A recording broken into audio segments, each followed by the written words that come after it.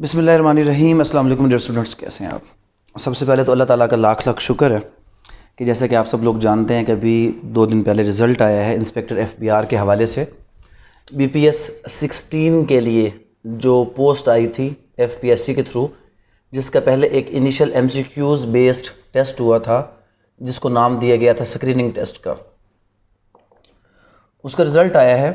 और FPSC के rules के अकॉर्डिंग जैसा कि आपको पता है कि जो भी स्क्रीनिंग टेस्ट होते हैं वहाँ पर जो जनरल रूल है वो 1:10 है। 1:10 का मतलब कि एक सिंगल पोस्ट के लिए 10 लोग जो उस लिस्ट में पास वाली लिस्ट में मौजूद होते हैं उनको सिलेक्ट कर लिया जाता है फॉर डिस्क्रिप्टिव टेस्ट। इसको आप डिस्क्रिप्टिव टेस्ट कह लें या इसको आप सब्जेक्टिव टेस्ट कह लें। फर्दर जो तीसरा मरहला होगा वो इंटरव्यू का होगा। जैसे कि आपको पता है ऑलमोस्ट 450 के राउंड अबाउट पोस्ट हैं जिसके लिए मोर देन 4000 स्टूडेंट्स उनको स्क्रीनिंग टेस्ट में क्वालिफाई करार दिया गया है और उसके बाद अब वो डिस्क्रिप्टिव टेस्ट देंगे। डिस्क्रिप्टिव टेस्ट के बाद जो रेशो होगी वो 1:4 रह जाएगी। इट मीन्स कि अगर किसी डिस्ट्रिक्ट की 10 पोस्ट्स हैं तो करंटली 10 पोस्ट के लिए 100 लोग सेलेक्ट किए गए हैं कि जो कि डिस्क्रिप्टिव टेस्ट देंगे और 100 में से फिर फर्दर 1:4 के हवाले से जो है वो 40 लोग होंगे जो फाइनल 10 पोस्ट के लिए इंटरव्यू दे रहे होंगे। मतलब हर पोस्ट के लिए 4 लोग इंटरव्यू के लिए बुलाए जाएंगे, जिनमें से एक जो टॉप करेगा, जो बेहतर तरीके से इंटरव्यू देगा और ओवरऑल मेरिट पे फॉल करेगा, उसको सिलेक्ट कर लिया जाएगा। और अल्लाह ताला का लाख लाख शुक्र है, जैसे कि आपको पता है कि स्क्रीनिंग टेस्ट के हवाले से हमारी जो एकेडमी है नेशनल एकेडमी, वो पूरे पाकिस्तान में सबसे ज़्यादा जो बैचेस रन किए गए, सबसे ज़्यादा जो स्टूडेंट्स आए, वो अल्हम्दुलिल्लाह हमारी एकेडमी में मोर देन 700 स्टूडेंट्स थे। और मैं एक बार फिर अल्लाह का लाख लाख शुक्र अदा करता हूँ। बेसिकली अल्लाह ताला का रहम है, करम है, उसकी मेहरबानी है कि अभी तक जो हमने बच्चों का रिज़ल्ट कलेक्ट किया है तो more than 50% of our students, उनका नाम जो है वो पासिंग और जो क्वालिफाइंग स्टूडेंट्स है उसकी लिस्ट में शामिल है। तो तमाम स्टूडेंट्स, क्योंकि ये पहला फ़ेज़ क्लियर हो चुका है, अब ये कहना गलत है कि आप लोग बस हो गए, क्योंकि अब मुकाबला मज़ीद सख्त हो रहा है। जो पहले कंपटीशन था उसमें कुछ लोग अच्छे थे और कुछ बस सिर्फ फॉर्मेलिटी के लिए आए थे, बट अब जितने भी लोग इस डिस्क्रिप्टिव टेस्ट में आएंगे उन सब को पता है कि अगला स्टेप इससे ज़्यादा करीब हो जाएगा और वो इस पोस्ट के लिए एलिजिबल या क्वालिफाई करने के करीब पहुंच चुके हैं। तो यहाँ पर मेहनत भी ज़्यादा चाहिए और यहाँ पर जो है आपकी एफ़र्ट, पेपर लिखने का तरीक़ाकार और बहुत सी ऐसी चीज़ें हैं जो मैटर करेंगी। जो हमारे जो स्टूडेंट्स पास हुए उन्होंने बार बार कॉल्स करके यही चीज़ कही कि सर इस हवाले से कोई ऐसा बैच स्टार्ट हो कि जिसमें हमें डिस्क्रिप्टिव टेस्ट की बाकायदा तौर पर तैयारी करवाई जाए। जहाँ तक बात है इस डिस्क्रिप्टिव टेस्ट के सिलेबस के तौर का या सिलेबस के बाद इसके टाइम का, तो टाइम के लिए अभी कोई शेड्यूल नहीं आया, बट जनरली ये आप प्रज्यूम कर सकते हैं कि जैसा कि AD लीगल उसका सिलेबस इशू हो चुका है और मोस्ट प्रोबेबली पहले उसी का ही जो पेपर है वो प्लान किया जाएगा, उसके बाद इंस्पेक्टर FBR का पेपर जो है डिस्क्रिप्टिव टेस्ट आपका वो लिया जाएगा। तो आप कह सकते हैं कि ना करते आपके पास 3 to 4 मंथ्स, क्योंकि अभी तक AD लीगल की कोई डेट फाइनलाइज नहीं हुई। AD लीगल स्टूडेंट्स वहाँ पर थोड़े हैं, वहाँ पर पोस्ट की तादाद राउंड अबाउट 80 है, तो 800 के करीब स्टूडेंट्स हैं। यहाँ पर मोर देन 4000 स्टूडेंट्स हैं, तो डेफिनेटली जितने ज़्यादा नंबर ऑफ़ स्टूडेंट्स होते हैं उसके हवाले से टेस्ट प्लान करने के लिए उतना ही टाइम FPSC के असूल के मुताबिक दिया जाता है। तो यहाँ पर आपके पास 3 to 4 मंथ का टाइम है। आल दो जो सिलेबस इस बार अभी तक अपलोड तो नहीं हुआ, बट एक एक्सपेक्टेड सिलेबस है कि जो कि रूट कर रहा है और लास्ट टाइम अडप्ट भी किया गया था। और मोस्ट प्रोबेबली जैसा कि लास्ट टाइम आप लोगों को पता होगा कि इससे पहले कि FPSC अपना सिलेबस देता, हमने आपको एक प्रपोज्ड सिलेबस दिया था कि इस किस्म का जो एक पास्ट पैटर्न और उसके अलावा जो हमारे कुछ कंसर्न्स हैं वहाँ पर FPSC में जिन रिसोर्सेज के ज़रिए से हमें मालूम हुआ था, तो हमने आप सब लोगों को बता दिया था कि मोस्ट प्रोबेबली जो ये आपका पेपर पैटर्न फॉलो किया जाएगा और वैसा ही हुआ। वही तमाम चीज़ें जो है फर्दर फिर नोटिफाई की गई FPSC की तरफ से। तो ये जो एक्सपेक्टेड सिलेबस या प्रपोज सिलेबस हम इसको कहेंगे, बट होप सो आपका जो सिलेबस है वो यही होगा, जिसके अंदर सबसे पहले फंक्शंस ऑफ एफबीआर। अब फंक्शंस ऑफ एफबीआर ये एमसीक्यूज बेस्ड टेस्ट नहीं है कि आप इसको बस वैसे ही वो एमसीक्यूज का रटा लगाएं और जाकर टिक करके आ जाएं। इसके लिए बहुत सी एफर्ट्स रिक्वायर्ड हैं। इसको लिखने का जो तरीक़ाकार है, और ख़ास तौर पे एफपीएससी के जो इम्तिहानात हैं उनमें जो डिस्क्रिप्टिव टेस्ट आप देते हैं उसका आंसर देने का एक पर्टिकुलर तरीक़ाकार है जो कि आपको प्रैक्टिस से आएगा। ये आपके जनरल एग्जामिनेशंस जो आप बीए के पेपर या बीकॉम का पेपर देते हो उससे थोड़ा मुख्तलिफ है। इसमें कुछ पर्टिकुलर चीज़ें चाहिए। और एक और चीज़ मैं आपको बता दूं कि यहाँ पर हम फिस्कल लीज जो लाज हैं, फिस्कल लाज, उनके साथ डील करेंगे। जब हम लॉज के साथ डील करते हैं उसमें हमारा पेपर का पैटर्न डेफिनेटली थोड़ा सा चेंज हो जाता है और हमने जो उसका जवाब देना होता है वो थोड़ा सा अलग तरीके से देना होता है। मोर ओवर जो इसमें सबसे बड़ा इशू है, most of the students help लेते हैं इंटरनेट से। फिस्कल पॉलिसी, जैसे कि इसका सेकंड में अगर आपको बताऊं तो फिस्कल पॉलिसी ऑफ पाकिस्तान है। अब जो ये फिस्कल पॉलिसी ऑफ पाकिस्तान है, अब इसमें क्या होगा, आप नेट पे जाएंगे तो आपको 2010 की भी मिलेगी, 11, 12, 13, 14, 15, 16, 17, 18, 19, 20 हर साल की आपको अलग फिस्कल पॉलिसी मिल जाएगी। तो जब तक आप प्रॉपरली इससे अवेयर ऑफ नहीं हैं कि आपका जो सिलेबस है उसमें मोस्ट प्रोबेबली 2022 एंड 2023 2022-23, क्योंकि अभी जो हमारा फिस्कल ईयर है 2022-23 स्टार्ट हो चुका है, तो अभी तक लेकिन इसकी पॉलिसी स्टेटमेंट आई नहीं है, क्योंकि policy statement mid of the year में आती है, जनवरी फरवरी में आती है। जो पॉलिसी स्टेटमेंट करंट हमारे पास चल रही है वो 2021-2022 की है। बट ये चीज़ कंफर्म कहाँ से होगी? चीज़ कंफर्म होगी जब एफपीएससी फाइनली इसका जो सिलेबस देगा। तो इसमें फिगर्स ही मैटर करते हैं। अगर आपने थोड़ी सी भी गलती कर ली और आपने ओल्ड बजट के फिगर्स उठा लिए तो इट मीन्स ये सारी आपकी मेहनत ख़त्म, फ़ायदा कोई नहीं है। ये फिगर्स ही तो इसमें अपने देने, तो लिहाजा इसकी तैयारी के लिए कभी भी आपने कोई ऐसी बुक नहीं लेनी जो आउटडेटेड है या पुरानी है। ख़ास तौर पर फिस्कल लॉज के लिए अगर किसी के पास ओल्ड कोई भी बुक पड़ी है वो उठाकर साइड पे रख दें।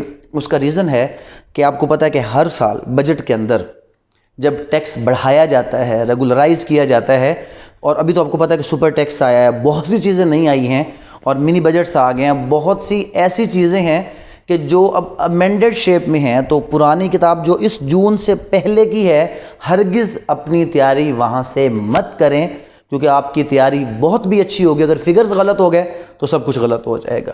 क्योंकि जो फिस्कल पॉलिसी है ये टोटली फिगर्स पे डिपेंड करेगी।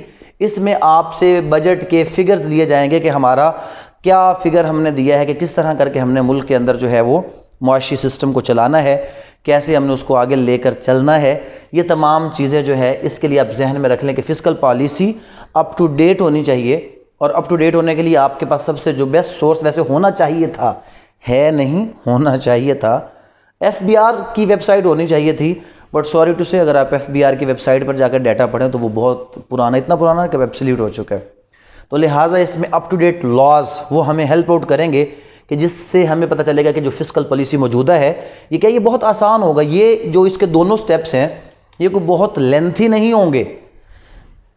फंक्शंस ऑफ एफबीआर के लिए जो एक इसका कानून है उसका मैं क्वेश्चन बनाकर आप सब लोगों को सेंड करूंगा। एक सिंगल क्वेश्चन होगा, वो जिस तरह भी घुमाकर पूछेगा आपने उसका जवाब सिंगल ही देना, क्योंकि हम तमाम चीज़ें जो पेपर में एक्सपेक्टेड है उस क्वेश्चन के हवाले से आ सकते हैं वो उसमें ऐड कर देंगे। इसी तरह फिस्कल पॉलिसी तो ये बहुत कम इसका, यानी कि आप कह लें कि 4 to 5 पेज होंगे जो आपका कन्फर्म क्वेश्चन वहाँ से ड्राफ्ट हो रहा होगा। तो लिहाजा पहला आपका focus functions of FBR and fiscal policy of Pakistan. Further जो इसमें चीज़ें हैं, ह्यूमन रिसोर्स मैनेजमेंट। अब जो लोग HRM कहा जाएगा या इसको कहा जाएगा human resource management. Human resource management अगर आपने LLB की है तो आपने कभी भी नहीं पढ़ा होगा। बीकॉम बिल्कुल एक माइनर चैप्टर की सूरत में या एक हेडिंग की सूरत में इसको टच किया होगा। हाँ, अगर कोई शख्स ऐसा है जो MBA है HRM के अंदर तो शायद वो इस चीज़ के बारे में पढ़ के आया हो। तो बहुत से लोग जो BA पास हैं, सिंपल जिन्होंने BA में इकोनॉमिक्स पढ़ा था, या अगर BCom करके आए हैं और फर्दर उनकी क्वालिफ़िकेशन ह्यूमन रिसोर्स मैनेजमेंट की तरफ नहीं है, तो उन लोगों के लिए चीज़ थोड़ी मुश्किल होगी।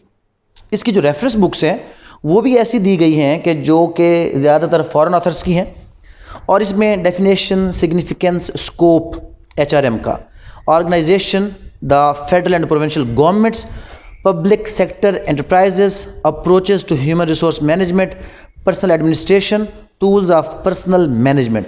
तो इसमें पर्सनल एडमिनिस्ट्रेशन आ जाएगा, पर्सनल एडमिनिस्ट्रेशन के साथ साथ इसमें पर्सनल मैनेजमेंट आ जाएगा। गवर्नमेंट्स कैसे फॉर्म अप होती हैं? अब ये जो गवर्नमेंट फॉर्म अप होगी, फेडरल गवर्नमेंट कैसे फॉर्म अप होगी और प्रोविंशियल गवर्नमेंट कैसे फॉर्म अप होगी, तो ये कॉन्स्टिट्यूशन से चीज़ें निकलेंगी।